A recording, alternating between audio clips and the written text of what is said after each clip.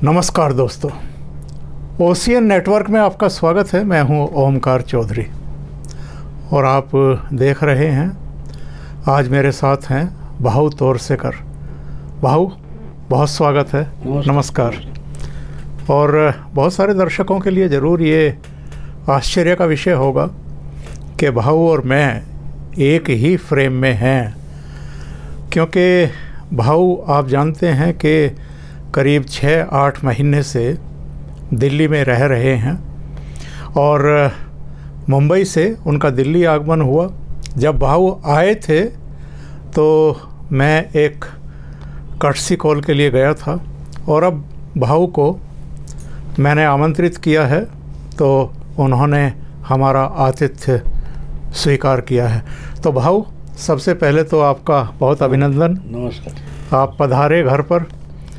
और क्यों ना आज इस वीडियो में हम भाऊ के कुछ एक्सपीरियंस शेयर करें आप लोगों से कि मुंबई और दिल्ली की ये यात्रा, मुंबई का उनका अपना अनुभव, जहाँ वो जन्म लिए, जहाँ उनकी शिक्षा दीक्षा हुई, जहाँ बड़े हुए, जहाँ उनकी पत्रकारिता रही, जहाँ लेखकीय जीवन रहा, और दिल्ली बेटी की वजह से, क्योंकि उनका डेपुटेशन दिल्ली में हुआ तो इसलिए सपरिवार अपनी बेटी को भी संभालने के लिए वो दिल्ली शिफ्ट हो गए। तो दिल्ली का भी उनका अनुभव जानेंगे। 6-8 महीने उनको हो गए हैं दिल्ली में रहते हुए। हालांकि कोई बहुत बाहर की गतिविधियां निश्चित रूप से भाऊ की नहीं रही होंगी दिल्ली की, लेकिन फिर भी उनको दिल्ली में कैसा लग रहा है ये तो हम ज़रूर जानना चाहेंगे और आप भी जानना चाहेंगे। तो भाऊ, सबसे पहले तो मैं यही जानना चाहूँगा कि दिल्ली का जो ये 6-8 महीने का आपका प्रवास है, जो अभी 3 साल रहने वाला है, ये 6-8 महीने का प्रवास कैसा रहा है और अनुभव कैसा रहा है आपका दिल्ली का? वैसा तो घर में ही रहा हो, अभी घूमा नहीं हो, क्योंकि आया तो सर्दी चल रही थी, ठंड इतनी थी कि आदत नहीं है। मुंबई वालों को वो आदत है ही नहीं। मुंबई में सर्दी भी उतनी रहती है, गर्मी भी उतनी रहती है कि मान लो कि फ़र्क ही नहीं है। क्योंकि सर्दी का मतलब ये होता है कि ह्यूमिडिटी कम हो जाती है और गर्मी का मतलब ये होता है कि ह्यूमिडिटी बढ़ जाती है। वैसे टेम्परेचर में मुंबई के बहुत सारा फ़र्क नहीं पड़ता, लेकिन यहाँ का जो फ़र्क है वो टेम्परेचर का फ़र्क है। सही। और हवा सूखी सूखी सी होती है, और इसलिए पहले तो 3 महीने तो सर्दी के निकल गए। जहाँ घूमना तो बाद की बात है, इस रूम से उस रूम में जाने में भी तकलीफ़ होती थी। अब थोड़ा घूम सकता हूँ, लेकिन गर्मी की आदत डालनी पड़ेगी। देखते हैं कैसा। लेकिन कुछ लोगों से मिला हूँ। एक दिल्ली में आने के बाद पहली बार सुनील देवधर के ज़रिए आमंत्रण मिला तो कॉन्स्टिट्यूशन क्लब में मेरा भाषण भी हो गया। जी जी। वरना अभी लोगों से मिला नहीं हूँ बहुत सारे। कुछ लोग मिलने आए हैं, मैं बाहर ज़्यादा नहीं गया हूँ। वैसे देखो तो पहली बार ओमकार जी के घर आना हुआ, तो बस यही है अनुभव दिल्ली का। और भाऊ, जो दिनचर्या आपकी मुंबई में रहती थी, यानी प्रतिपक्ष चैनल के लिए वीडियो बनाना, विषयों का चयन करना, उसमें किसी भी तरह की कोई दिक्कत आपको दिल्ली में आई? क्योंकि जहाँ तक मैं समझता हूँ, मैं भी करीब 4 दशक का मेरा पत्रकारिता का अनुभव है। अब मीडिया के और संचार के इतने साधन हैं कि तमाम सूचनाएं, तमाम घटनाओं की जानकारी आपको पल पल मिलती रहती है, और जब आपको कोई समीक्षात्मक वीडियो बनाना होता है तो उसमें कोई परेशानी पेश नहीं आती है। तो दिल्ली में भी आपका रूटीन वही बना हुआ है जो मुंबई में रहते हुए था? हाँ, रूटीन तो वैसा ही है। सिर्फ एक क्या है कि मौसम और हवा की जो या गर्मी सर्दी का खेल चलता है, उसमें थोड़ी बॉडी साइकिल बिगड़ गई है। यानी नींद कब आती है पता नहीं चलता, फिर रात देर तक नींद नहीं आती, फिर सुबह 12 बजे तक सोता हूँ। लेकिन बाकी का जो काम है वो तो सूचना मिलती है, उस पर ही विश्लेषण चलता है। मैं तो पिछले 30-35 साल से विश्लेषण ही करता आया हूँ। रिपोर्टिंग के मामले में मैं पहले से ही कम था, विश्लेषण का ही, मेरी पत्रकारिता विश्लेषण की रही है, एनालिसिस की रही है, और गतिविधियां समझने की कोशिश, ये मेरा काम रहा है, रिपोर्टिंग नहीं है। तो इसलिए ये चीज़ क्यों होती है, कैसी होती है, क्या ये टाल सकते हैं या होनी को अनहोनी को हो सकती है, ये मेरा तरीका ये रहा है। तो पत्रकारिता करते वक्त मेरी बात हमेशा इस तरफ मुड़ती रही कि भाई औरों ने जो बताया है उससे कोई अलग छूट गया है क्या, अगर छूट गया है तो वो ढूंढना चाहिए, वो बताना चाहिए। क्योंकि मैं जहाँ पत्रकारिता के पाठ लिए हमने, तो उस समय तो कॉलेज वगैरह उसके नहीं थे, कोर्स नहीं थे, तो जो हमने सीखा है वो ये सीखा है कि जो दुनिया को मालूम नहीं है और दिखकर भी दिखता नहीं है, तो वो दिखाना और समझाना, इसको ही मैं पत्रकारिता मानता रहा हूँ। तो प्रतिपक्ष हो या यूट्यूब का जो सिलसिला 2 साल से चल रहा है, उसमें यही कोशिश मेरी रहती है कि जो चैनल में, प्रिंट मीडिया में आया है, उससे कोई छूट गया है तो वो दिखाने की कोशिश करो, समझाने की कोशिश करो, वहाँ उंगली उठाकर दिखाओ जहाँ लोगों की नज़र नहीं जाती। तो वो मुंबई में जैसे था वैसे ही दिल्ली में। भाऊ, एक बात ज़रूर जानना चाहेंगे मैं भी और दर्शक भी, और वो ये कि इतने कम समय में इतनी बड़ी कामयाबी, 4 लाख से ज़्यादा सब्सक्राइबर आपके चैनल पर हो चुके हैं, लगातार ये बढ़ रहे हैं, लोगों का जो स्नेह है, प्यार है, जो विश्वास है, वो प्रतिपक्ष में और आप में बढ़ता जा रहा है। इसकी यूएसपी क्या है, इसका मतलब रहस्य क्या है, ये तो हम भी जानना चाहेंगे। कंटेंट, आपकी प्रस्तुति, या मराठी में जो इस समय मीडिया काम कर रहा है वो, और जो मराठी भाषा समझने वाले महाराष्ट्र के बाहर लोग हैं, उनकी जो अपेक्षाएं रहती हैं मीडिया से, वो फुलफिल नहीं हो पा रही थी, और आपने और आपकी देखा देखी कुछ और महाराष्ट्र के ही पत्रकारों ने कुछ चैनल शुरू किए हैं और उनको भी वैसा ही समर्थन मिल रहा है। तो जो मूल कह सकते हैं कि जो मेन स्ट्रीम का मीडिया जिसको कहते हैं मराठी, उसने निराश किया, और ऐसे में आप लोग पर्दे के पीछे की तमाम घटनाओं को साथ में लेकर के आए, इसलिए लोगों ने इतना ज़्यादा पसंद किया है आप लोगों को। बिल्कुल, देखिए यूट्यूब मीडिया का जो एडवांटेज है वो ये है कि आजकल, पुराने ज़माने में तो सुबह घर में हमारे न्यूज़पेपर आता था प्रिंट मीडिया से, तब खबर पता चलती थी, वरना तो शाम को 7 बजे या सुबह 7 बजे वगैरह रेडियो पर खबरें होती थी, वही खबर मिलने का एक सोर्स होता था। या तो कोई हमारा दोस्त कहीं दूर का है, वो फ़ोन करके बता दे, खत लिखकर बता दे, इतनी ही सूचना आने की या खबर आने की जगह होती थी। अब ये बात हो गई कि अमेरिका में भी कुछ हो गया, रशिया में कुछ हो गया, तो ये सोशल मीडिया से हमको जल्द फटाफट समझ जाता है, उतना कोई न्यूज़ चैनल भी नहीं दिखा सकता, इतनी जल्दी खबर हमारे पास पहुंच जाती है। तो लोगों की ज़रूरत बदली है। जर्नलिज्म की एंगल से हम देखते हैं तो एक बात हो गई कि लोगों को खबर पहले से मालूम है, आपको खबर समझानी है, इसलिए एनालिसिस या विश्लेषण को महत्व आया है। और उसमें जो एस्टेब्लिश मीडिया है, मीडिया हाउसेस है, वो कहीं ना कहीं वो पीछे पड़ गए। वो अपना एजेंडा लेकर पिछले 10-15 साल से काम कर रहे थे, और अब लोगों को एजेंडा बिल्कुल नहीं चाहिए कि लोगों के पास सूचना है, लोगों को खबर मिली है, आपको खबर समझानी है। अब एक छोटा उदाहरण आपको दे दूंगा। जी जी। देखिए, पिछले 1 महीने से, यानी गुड़ी पाड़वा जो होता है, तो गुड़ी पाड़वा के दिन राज ठाकरे ने एक शिवाजी पार्क में मीटिंग की, उसके 8-10 दिन बाद उन्होंने ठाणा में एक मीटिंग की, उसके बाद कुछ 15-20 दिन में औरंगाबाद में मीटिंग की। ये 3 मीटिंगें उन्होंने की, और 3 मीटिंगों में पूरा का पूरा महाराष्ट्र की जो राजनीति है उसमें उथल पुथल हो गई। जी जी। इसका अंदाज़ा तक हमारे मराठी मीडिया को नहीं था, ना कि बाकी के मीडिया को था, कि ये अचानक क्या हो गया कि बीजेपी और बाकी 3 पार्टियां बस 4 में राजनीति बट गई थी। अचानक से ये 5वां कौन आ गया और जिसको हम ये खत्म हो गया, इसका अभी कुछ बचा नहीं ऐसे बोल रहे थे, वो आकर घुस गया है।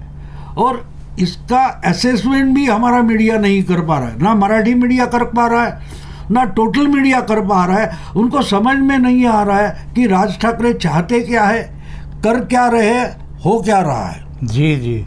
और इसका कारण यही है कि ये सही ढंग से ना समझ लेते हैं, ना उसका असेसमेंट करते हैं, ना उसका एनालिसिस करते हैं। अगर वो कोई एनालिसिस करने वाला होगा तो उसकी तरफ लोग आकर्षित होंगे, जो प्रतिपक्ष के पास आकर्षित हो रहे हैं या और बाकी कोई यूट्यूब चैनल है उनके पास आकर्षित हो रहे हैं। इसका कारण जो एस्टेब्लिश मीडिया है, मेन स्ट्रीम मीडिया है, उससे अलग नज़रिया यूट्यूब वाले दिखाते हैं।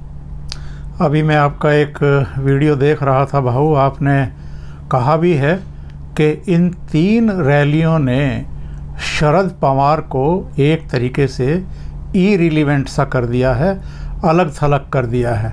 इसको आप कैसे समझाएंगे? अब देखिए, पूरा main stream media Gudi Padwa के बाद शरद पवार की बात हमको दिखा रहा है। वो क्या बताते हैं, पवार बार बार कम से कम औरंगाबाद मीटिंग होने तक मुंबई यानी शिवाजी पार्क और थाना में राज ठाकरे की रैलियाँ हो गई। उसके बाद पवार साहब और बाकी सारे महाविकास आघाड़ी के नेता एक ही बात रटते रहे और चैनल वाले दिखाते रहे कि भाई राज ठाकरे को कोई सीरियसली नहीं लेता, राज ठाकरे को गंभीरता से लेने की ज़रूरत ही नहीं है। ये बार बार दिखाते रहे, लेकिन असलियत क्या थी?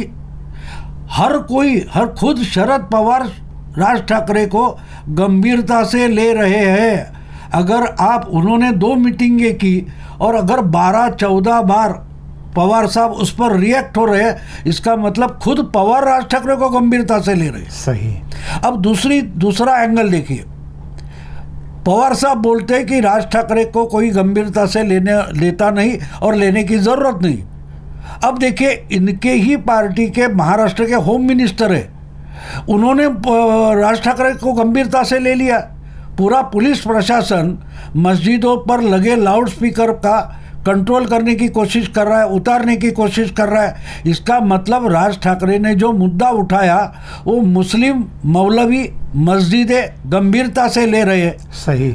और शरद पवार को कोई गंभीरता से नहीं ले रहा और खुद पवार बोलते कि राज ठाकरे को गंभीरता से नहीं लेना।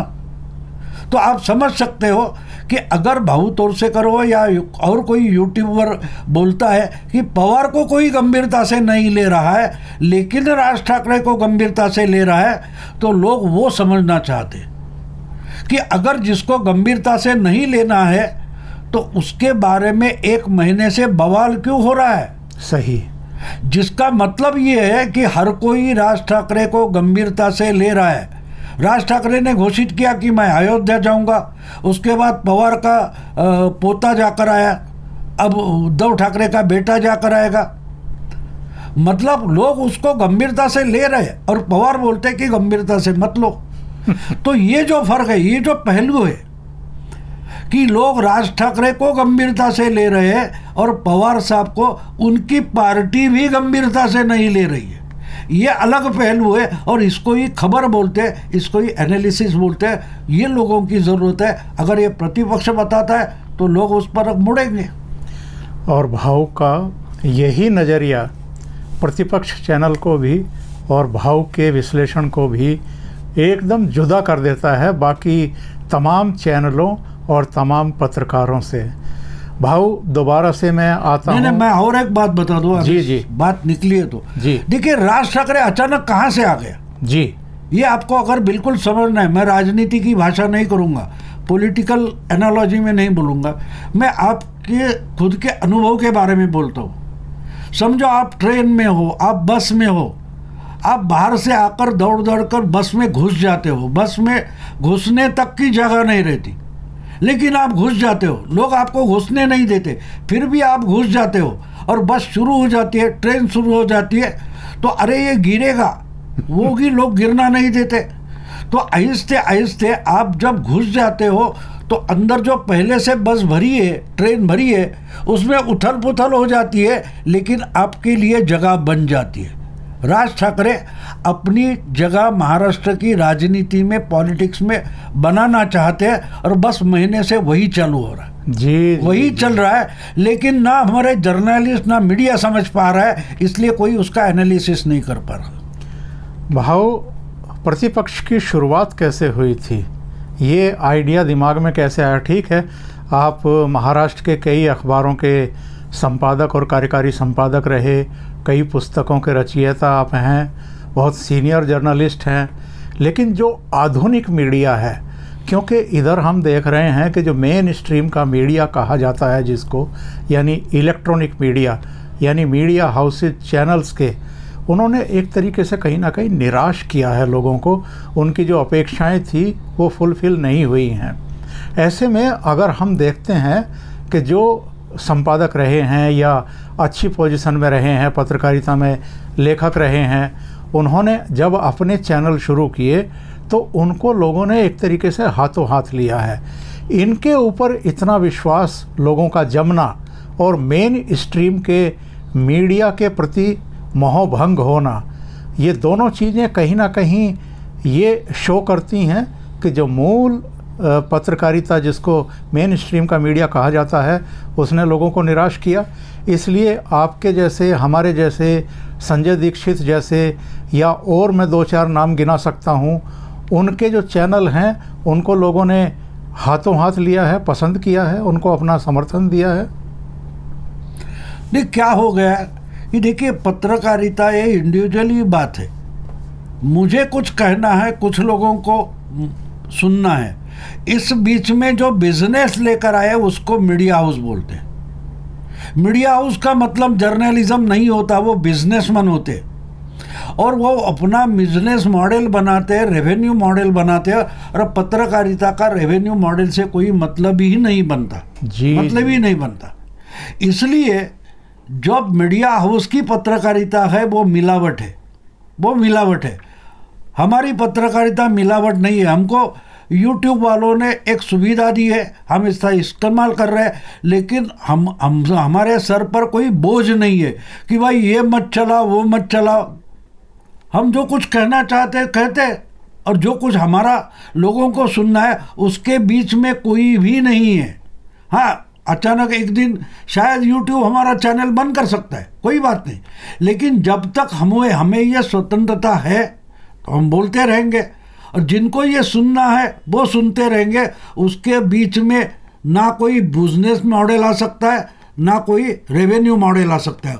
और यही YouTube जैसे चैनल की खासियत है, और यही लोगों को पसंद आ रही है, जिसको हम बोल सकते हैं कि ये ऑनलाइन मीडिया। ऑनलाइन का मतलब क्या होता है, अमेज़ॉन का मतलब क्या होता है, कोई कहा कुछ बना रहा है और हम ग्राहक है, इसके बीच में कोई दलाल सप्लायर नहीं है।